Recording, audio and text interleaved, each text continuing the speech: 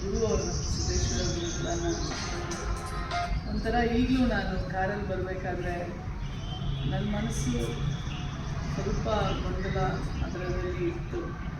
ಬಂದಾಗ ನಿಮ್ಮ ಶಾಂತಿ ಮಂತ್ರ ಹಾಡು ನನ್ನ ಮನಸ್ಸನ್ನು ಶಾಂತಿಗೊಳಿಸ್ತು.